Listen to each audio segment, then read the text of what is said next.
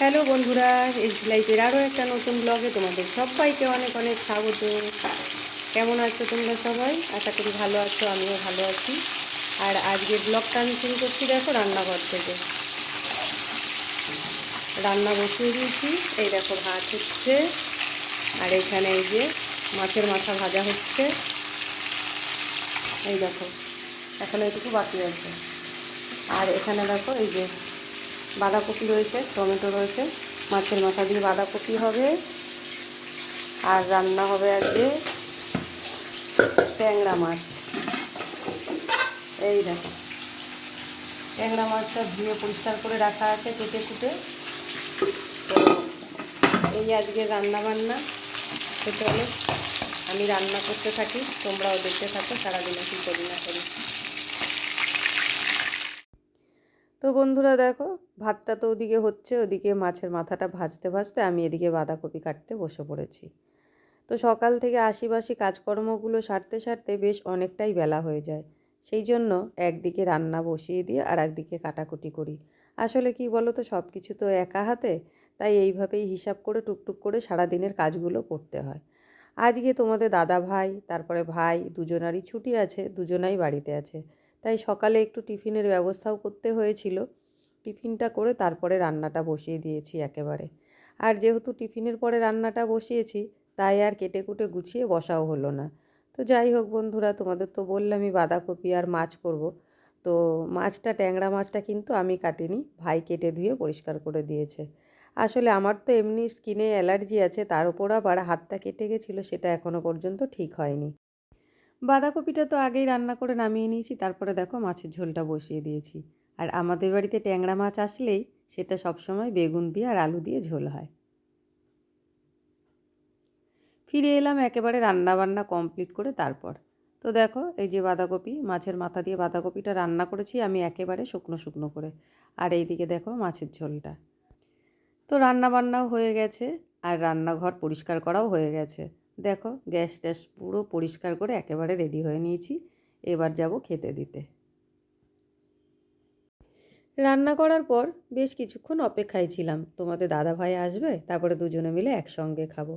আসলে তোমাদের দাদাভাইয়ের পায়ে ব্যথা নিয়ে বেশ কিছুদিন ধরে ভুগছিল। তো সেই জন্য আজকে গেছে ডাক্তার দেখাতে। আর ডাক্তারখানায় প্রচণ্ড পরিমাণে ভিড়। তোমাদের দাদাভাই আমাকে ফোন করলো, করে বলে দিল আমার আসতে দেরি হবে, তুমি খেয়ে নাও।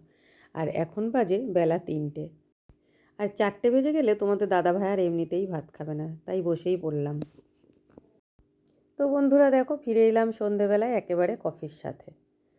তখন দুপুরবেলায় খেতে খেতে তোমাদের তো বললাম তোমাদের দাদাভাই 4টে বেজে গেলে বাড়িতে এসে আর ভাত খাবে না। আর সেটাই হয়েছে, 4টের পর সে বাড়িতে ঢুকেছে। আর আসার সময় একেবারে গরম গরম সিঙাড়া নিয়ে ফিরেছিল। তারপর তোমাদের দাদাভাই আর আমি দুজনে মিলে মুড়ি সিঙাড়া খেলাম, তারপরেই দেখো কফি নিয়ে বসেছি। এমনিতে তো আমরা লিকার চা খাই প্রত্যেক দিন, আমাদের বাড়িতে দুধ চা সেরকম হয় না। কিন্তু যেদিন তোমাদের দাদাভাই ছুটি থাকে সেদিনকে একটু দুধ আনা হয়, চা বা কফি সেটা দিয়েই খাওয়া হয়।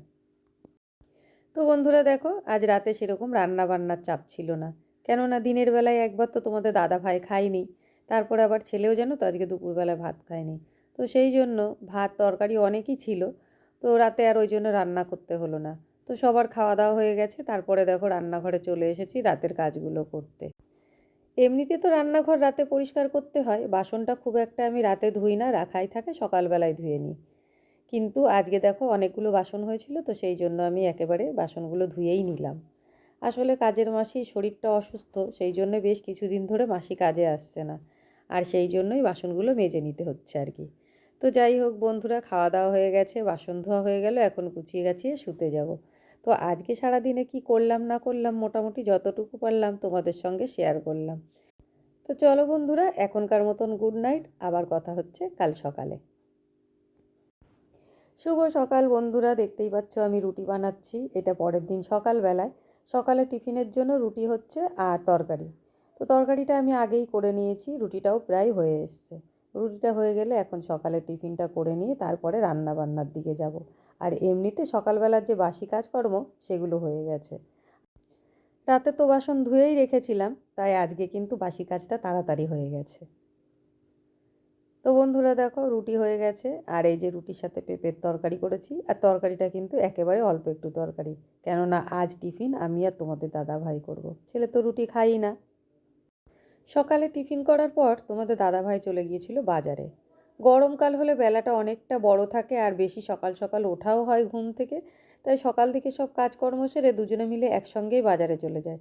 কিন্তু শীতকালে ওর সঙ্গে আর আমার বাজারে যাওয়া হয়ে ওঠে না, কেননা ওর যেদিন ছুটি থাকে সেদিন সকাল দিকে একটু টিফিন করারও থাকে, আমি এদিকে কাজে আটকা পড়ে যাই, বাজারে গেলে অনেকটা বেলা হয়ে যায়।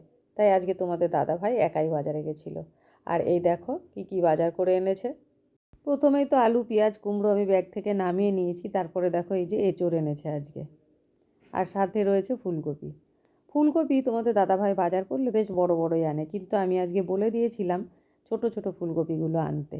এই ছোট ফুলকপিগুলো রান্না করলে দেখতেও ভালো লাগে আর খেতেও ভালো লাগে। বেগুনও এনেছে দেখো, শীতকালের বেগুন, বলার কিছু নেই, শীতকালে এমনিই বেগুন সুন্দরী হয়, তার উপর আবার দেখো আজকের বেগুনগুলো ছোট ছোট বেগুন এনেছে। আর সাথে রয়েছে সজনের ডাঁটা, আর ডাঁটা যখন এনেছে উচ্ছে তো আনবেই। আর এই দেখো একটা বক ফুলের প্যাকেট, এখন আবার বক ফুলটাও দেখো প্যাকেটে করে বিক্রি হচ্ছে। আর এই যে দেখো দুই আটি বেথো শাকও এনেছে। আর ব্যাগের মধ্যে এখনও মটরশুঁটি রয়েছে, কাঁচা লঙ্কা আর উচ্ছে রয়েছে। তো বন্ধুরা কী কী সবজি আনা হয়েছে সব তো তোমাদের দেখালাম। অবশ্য আজকে আমি সবজি কিছুই রান্না করব না, কালকের তরি তরকারি সব রয়েছে, আজকে সেগুলো দিয়েই হয়ে যাবে। তো আমার আজকের ভিডিওটা এই পর্যন্তই, তোমাদের কেমন লাগলো অবশ্যই কমেন্টে জানিও। টাটা।